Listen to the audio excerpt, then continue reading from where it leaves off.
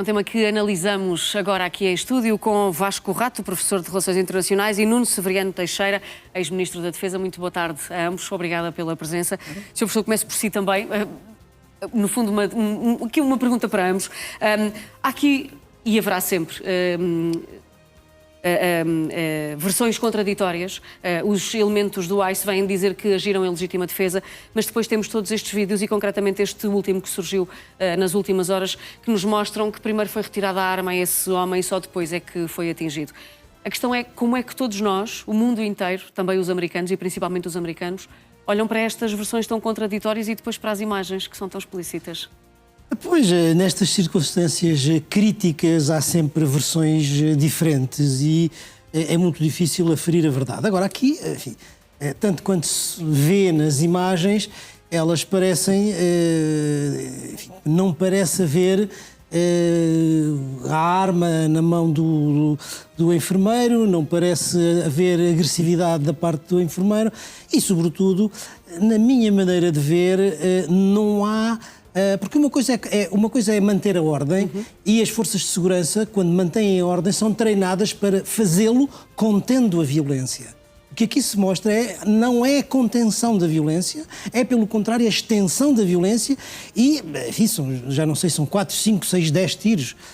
E, portanto, isso, quase 10 tiros, sim. Quase 10 tiros, o que mostra que, digamos, isso é uma lógica de guerra militar, não é uma lógica policial de segurança interna. Agora, a preocupação, julgo eu, é a preocupação de controle da narrativa. Portanto, as declarações depois de Donald Trump e do próprio ICE, no sentido de controlar a narrativa. É muito difícil. Eu acho que isto... Como é que é dizer, Patrícia? Nós temos que compreender isto a partir de duas dimensões. A primeira, duas dinâmicas, vamos dizer assim, que são coisas diferentes, mas que se cruzam. Naturalmente. A primeira é a política migratória de Donald Trump, que é uma política agressiva do ponto de vista... quer dizer, não se trata de controle de fronteiras, trata-se de ir procurar os imigrantes ilegais, detê-los, expulsá-los. Portanto, esta política migratória agressiva é uma dessas linhas. E a outra é, creio eu, uma tensão entre o Estado Federal e os Estados Federados, em particular aqueles que são... democratas. E, portanto, onde os agentes federais vão, digamos, ao limite das suas competências e ultrapassam, inclusivamente, as suas competências tanto quanto parece. Porque, por exemplo, para deter pessoas, para ir ao seu domicílio e detê-las, como já aconteceu, é preciso um mandato judicial. Tanto quanto se sabe, não tinham um mandato judicial. E, portanto, uma outra extensão, digamos assim, das suas competências. Esta polícia é uma polícia de imigração, uma polícia contra a imigração ilegal. Estão a fazer, digamos, segurança interna a manifestantes que não são imigrantes, são cidadãos norte-americanos. Um cidadão norte-americano e já Exato. Há outra morte já anterior. Outra morte também era. Exatamente. Portanto, há aqui claramente uma ultrapassagem dos limites do uso da força, que é vista por parte dos cidadãos do Estado Federado, neste caso do Minnesota, como, de certa maneira, uma invasão, uma intrusão do Estado Federal nas suas próprias competências. E isso, naturalmente, provoca tensão, provoca conflito e digamos, uma situação que é uma situação de difícil gestão. Exatamente. Sr. Professor, ouvimos nestes últimos dias o governador Walz a questionar Donald Trump. Qual é o objetivo desta política migratória? E ainda não tivemos resposta por parte do presidente americano, que agora veio admitir que pode eventualmente retirar as tropas. Tim Walz sabe exatamente qual é o objetivo. Aliás, o objetivo consta do mandato presidencial, quer dizer, as deportações... Conhecemos-lo há um ano. Diga? Conhecemos-lo há um ano. Sim, com certeza. Portanto, eu estou de acordo com aquilo que disse o professor Severiano Teixeira, mas parte do problema em Minneapolis é que a polícia local, as pessoas mais indicadas, treinadas para fazer este tipo de policiamento, não estão a fazê-lo. E não estão a fazê-lo porque o governador e o mayor de Minneapolis, que controlam as polícias, recusam-se a cooperar com o Estado Federal. Portanto, parte da razão que temos aqui estas forças policiais, e o ICE e o Border Patrol, enfim, que assassinou, matou aquela pessoa, parte da razão que estão no terreno é porque quem deveria estar no terreno não está lá. E não está lá porque o governador e o mayor, ambos democratas, e não se esqueçam que Minneapolis é uma cidade santuário, e, portanto, estão a contestar a legitimidade do governo federal. Aliás, isso hoje está a ser discutido num dos tribunais americanos. Mas vamos lá ver. É absolutamente claro, já houve várias decisões do Tribunal Supremo que dizem o seguinte: quando há um conflito entre a lei federal e a lei estadual ou local, que triunfa, que tem prioridade, é a lei federal. Desse ponto de vista, o que está a acontecer... Quer dizer, eu tenho ouvido coisas um bocado disparatadas, para dizer a verdade, não é? Pessoas a dizer, o ICE é o Gestapo, é uma polícia secreta. Não se trata nada disso. Quer dizer, o que aconteceu, a meu ver, foi uma morte que não deveria ter ocorrido. E acho que os agentes agiram mal, não controlaram... Essa é a primeira questão, não é? Se é preciso chegar a este ponto, claro, não é? Isso me parece como já claro, tivemos outras situações também. O senhor, de facto, estava armado, o que é perfeitamente legal. Quer dizer, tinha licença de porte de arma, de resto. E tinha essa licença. E, portanto, quando viram, e o que as imagens indicam é alguém que vê a arma, tira a arma e corre com ela, e depois, imediatamente, o senhor é baleado. Vamos lá ver, isso foi mau policiamento, foi eventualmente alguém que entrou em pânico e disparou. E depois do primeiro tiro isto não é, com certeza, mas isto não é uma política sancionada, quer dizer, a Gestapo, uma polícia... Quer dizer, nada disso, não é disparado. Não, e tudo isto está a ser politizado por os dois lados, pelos dois lados, e torna esta situação ainda mais explosiva do que deveria ser, se bem que eu acho que isto se resolve rapidamente. Eu gostaria. Não, ia dizer o seguinte, é certo isto que o professor Vaz Castro está a dizer, mas a mim o que me parece é que há aqui duas lógicas que são contraditórias e que, para quem está menos familiarizado com isto, a lógica das forças de segurança interna é uma lógica de reposição da ordem, mas não fazendo vítimas, ou seja, contendo a violência. A lógica das Forças Armadas, na guerra, pelo contrário, é a de extensão da violência e de destruição. Mas o que temos visto aqui é esse ponto da violência, Esse é o ponto que eu onde eu queria chegar. Isto parece uma lógica de guerra e não uma lógica de segurança interna. Exatamente. E isso pode ter a ver, não sei se tem ou não, mas pode ter a ver com a recentemente publicada Estratégia de Defesa norte-americana, em que se equaciona a questão do inimigo interno. O inimigo interno é alguém dentro dos Estados Unidos que é visto como inimigo, portanto, similar a um inimigo exterior, e que é preciso ser liquidado, aniquilado. Não sei se há relação, mas quer dizer, parece haver alguma coincidência destas duas coisas. Mas faz sentido existir essa figura do inimigo interno, uma figura que Donald Trump recuperou para este mandato na Casa Branca? Faz sentido para esta administração, faz sentido essa figura do inimigo interno? Não, a situação atual... Não, nas democracias liberais, onde há o Estado de Direito, não existe o inimigo interno. Há adversários políticos, mas não há inimigos. E isso, obviamente, é muito importante fazer essa distinção. Pode haver quinta coluna, terroristas, etc. Nesta situação em concreto, estou de acordo, não há. Mas, curiosamente, é essa a linguagem da administração. Claro. O problema aqui é que a ministra do Interior, Kristi Noem, mentiu.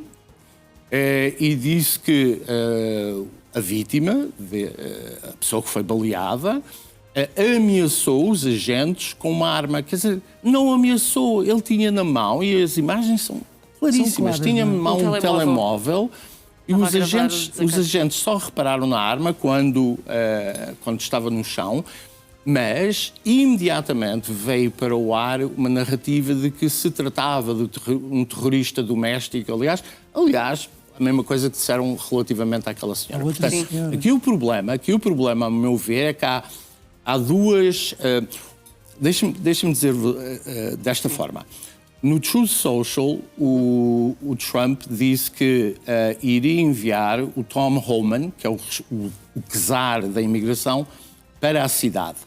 E que o Homan iria reportar diretamente a ele, Trump. O que na prática isto quer dizer é uma desautorização de Kristi Noem, da ministra da Homeland Security, da Segurança Interna. E, portanto, o Truth Social, o tweet, o que queira chamar, a rede de Donald Trump, o que queira chamar, já é uma admissão de Trump de que isto está a ser mal gerido politicamente por uma senhora que tem sido politicamente desastrosa, e não só neste caso, mas em vários, e que agora, para tentar resolver o problema, vai enviar alguém que é muito competente e tem outra perspectiva sobre como se lida com a imigração. Exatamente. Esta senhora Noem tem, na prática, promovido uma política, digamos, de rede alargada, não é? Deixa o ICE tentar identificar pessoas. Portanto, Tom Homan tem uma estratégia de concentração, ou seja, vai identificar e vai atrás das pessoas mais perigosas. Poder-se-á dizer que é uma estratégia maximalista e uma minimalista. Esta estratégia maximalista, até agora em vigor, falhou. E, portanto, por isso é que eu disse que eu acho que Trump está a procurar resolver isto e provavelmente irá fazê-lo na próxima semana ou duas. E quando falamos aqui de uma questão de política, mais um conflito político do que propriamente um conflito militar, que na realidade é isso, estamos a falar exatamente dessa tensão entre democratas e republicanos. Sabemos também que Tom Walz, já o governador, pediu à Guarda Nacional que vá até à cidade. Isto pode significar aqui um clima de grande tensão entre as duas polícias? Pode significar, a gente espera que não chegue a esse ponto, porque essa é a parte mais difícil, que é haver, digamos, duas forças com armas em conflito numa cidade habitada por milhões em conflito. De pessoas. Eu penso que não se chegará a esse ponto. Embora a lógica, neste momento, seja mais uma lógica de confrontação do que uma lógica de consenso. Em todo caso, eu penso que isso não é vantajoso nem para o presidente Donald Trump. Estamos a poucos meses das próximas eleições e estou convencido que isso não o favoreceria. Mas parece-lhe que há esta guerra interna, se me permite identificá-la assim, entre republicanos e democratas. É nitidamente isso que está a acontecer. Há entre republicanos e democratas e quer dizer, há o cruzamento destas duas coisas, entre republicanos e democratas e entre o poder federal e o Estado federado. E o cruzamento destas duas dinâmicas dá origem a este tipo de situações. Exatamente. Não são inéditas já agora. Nós tivemos o mesmo tipo de situação no Arkansas, no Alabama, nos finais dos anos 50, anos 60, a propósito mais uma vez, desse conflito entre o governo central... Mas passou muito tempo até agora, não é? Portanto, os Estados Unidos também se reinventaram Mas enquanto a Constituição país. é a mesma. Exatamente, a forma de a interpretar é que pode ser diferente, não? Neste caso, a coisa é relativamente clara, não é? A lei federal sobrepõe-se à lei estadual ou local. Exatamente. O que é que estes confrontos, para nós, europeus, dizem sobre os Estados Unidos? Há aqui nitidamente um apertar de cerco em relação à imigração, isso já sabíamos, Donald Trump já o tinha anunciado quando tomou posse há um ano, e agora todas estas ações. Mas o que é que isso diz sobre os Estados Unidos para o resto do mundo? Diz que os Estados Unidos e a Europa vivem em planetas diferentes. Quer dizer, parte do problema na Europa é quer dizer, isto é verdade quando se olha para a política interna ou política externa, os europeus acham que os Estados Unidos, não é, são iguais à Europa e normalmente dizem isso porque foram uma vez a Nova Iorque e acham giro. Quer dizer, o país é radicalmente diferente. O Nuno, que viveu lá há vários anos, eu também vivi, nós sabemos que aquele país tem pouco a ver com a Europa. Quer dizer, há uma elite que foi europeizada, mas também está a desaparecer, mas culturalmente o país não tem nada a ver com a Europa. E, portanto, é preciso tentar não aplicar critérios, quer dizer, um ponto de vista europeu, julgamentos europeus, a uma realidade que não tem nada a ver com connosco. Quer dizer, a gente não olha para a China ou para a Índia, não é? Com as categorias que usamos na Europa, não há razão para olhar para os Estados Unidos da mesma forma. Mas isto, quer dizer, há uma certa familiaridade, as pessoas falam inglês, etc. Portanto, há a tentação para pensar que eles são como nós. E não são muito diferentes. Essa diferença, Sr. Professor? Não, existe a diferença, bem entendido, mas existe também uma diferença no interior dos Estados Unidos, não é? Quer dizer, entre Estados também, não é? Entre Estados e entre áreas, porque uma coisa são as duas costas, não é? A costa leste e a costa ocidental, particularmente Nova Iorque e a Califórnia, não é? Que são muito mais europeizados, que têm uma cultura muito mais próxima da cultura europeia, e depois há o Midwest, que é completamente diferente, não é? E, portanto, há diferença em relação aos europeus, mas também há diferença dentro dos próprios Estados Unidos. Agora, a mim o que me parece importante neste momento, isto é a expressão mais de um desejo do que uma análise, não é? É que esta polarização política que está a transbordar do campo estritamente político para a própria sociedade norte-americana não se transforme, digamos, não se agrave e não se transforme num pretexto para acelerar a autocratização do país, ou seja, a crise da democracia e criar um sistema bastante mais autoritário, mais autocrático. E isso é que eu acho que era importante esse que não... risco? Bem, a administração Trump está num processo progressivo de autocratização, digamos, em muitas circunstâncias. Fazendo aquilo que os cientistas políticos nos seus livros vão quase ponto por ponto. Mas ainda estamos longe de um regime autocrático. Esperemos que não se caminhe para lá. Posso só dizer aqui uma coisa? Não estou necessariamente em desacordo, mas diria que não é só Trump. Quer dizer, não vale atribuir as culpas só a uma das partes. Os democratas, quer dizer, Joe Biden fez exatamente a mesma coisa. Utilizou o FBI, enfim, a Polícia Federal, para ir atrás de pessoas que discordavam dele, católicos, por exemplo. A diabolização da oposição foi feita pelos democratas. Quer dizer, os republicanos, nesta narrativa dos democratas, são todos fascistas, nazis, não sei quem, não sei quantos. Portanto, há culpas dos dois lados. Quando a gente fala da polarização e do perigo autocrático, é a Casa Branca, com certeza. Eu acabei de referir esta posição de Kristi Noem, não é? A forma como mente descaradamente às pessoas, mas também é os democratas. Espera-se é que os tribunais e enfim, a configuração constitucional continue a resistir àquilo que penso que são tendências, mas são tendências também na Europa. Se olharmos para a Grã-Bretanha, vemos a mesma coisa. Se olharmos para outros países europeus, também se vê a mesma coisa. Com menos violência. Sr. Professor, queria acrescentar qualquer coisa? Não. Esta ação, ou a ação a nível interno de Donald Trump, leva-nos também a perceber aquilo que Trump é capaz de fazer em relação, por exemplo, à Groenlândia, portanto, ou outras situações no mundo, a agir com o objetivo de proteger os Estados Unidos? Quer dizer, eu acho que o que se passa na lógica interna é diferente do que se passa na lógica internacional, mas naturalmente que há uma matriz pessoal do próprio presidente que é um pouco, digamos, de uso da força, não é? Mas são lógicas diferentes. Aquilo que se passa na Groenlândia, vale a pena olhar para aquilo que foi a estratégia de segurança nacional norte-americana, em que, digamos, o discurso é o discurso de divisão do mundo em áreas de influência e em que a prioridade norte-americana é aquilo que se chama o hemisfério ocidental, que de acordo com a geografia da estratégia vai desde a Terra do Fogo lá no fundo até à Groenlândia lá no norte e, portanto, nesse sentido, essa é uma das prioridades. E tem a ver com, digamos, os objetivos, em primeiro lugar, de natureza económica, de controlar recursos, não só o petróleo e o gás que lá existe, mas também uma boa parte dos metais raros que constituem as terras raras e que é fundamental para o desenvolvimento da economia do século XXI, não é? E que quase 90% está na mão dos chineses. portanto, obviamente, isso é importante para os Estados Unidos.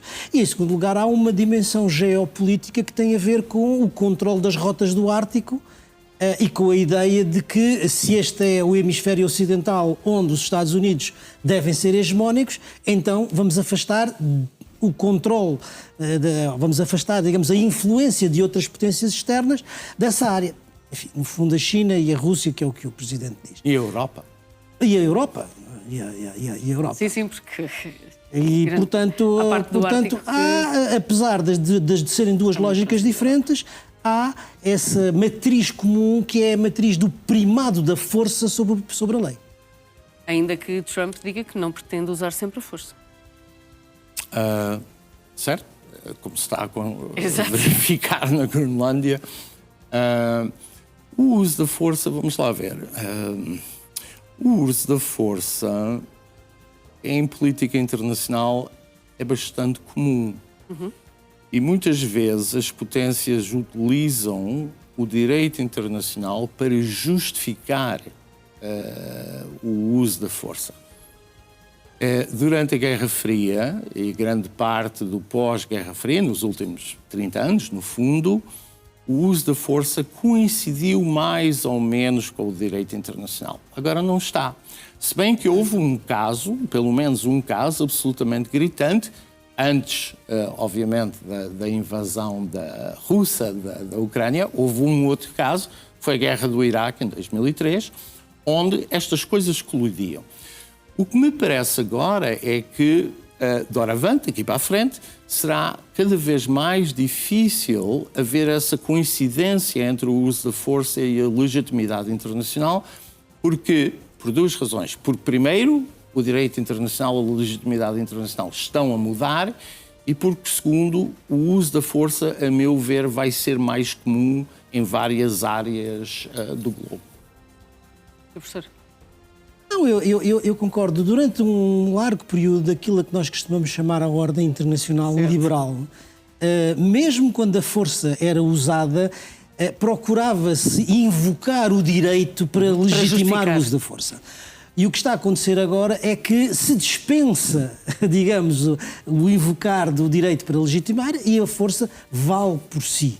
Essa é a grande diferença e que, digamos, vai originar certamente uma outra forma de conceber a ordem internacional. Donald Trump quer, com todas estas ações, também concretamente em relação à questão da Groenlândia, tornar os Estados Unidos um país seguro. Está a conseguir, ou mais seguro? Está a conseguir? É isso? É essa a percepção que o mundo tem dos Estados Unidos? Olha, Patrícia, eu não sei. Eu posso lhe dizer qual é a sensação que eu tenho. Não é mais do que uma sensação de quem olha para a vida política internacional. Eu acho que esta forma como os Estados Unidos estão a olhar para a ordem internacional e a concebê-la, particularmente, portanto, a administração, é uma forma em que há uma coisa que já é clara: os Estados Unidos abdicaram da ideia da liderança global, ou seja, já não querem ser um poder global, portanto querem ser um poder hegemónico, não em todo o mundo, mas no hemisfério ocidental. Portanto, há aqui uma redução do seu objetivo. E eu acho, em segundo lugar, que a forma como Donald Trump, a administração, está a exercer a sua política internacional, está a acelerar e a acelerar de uma forma relativamente visível o declínio americano e a permitir a ascensão da China como grande potência. Isto que está a acontecer? Parte. Julgo eu.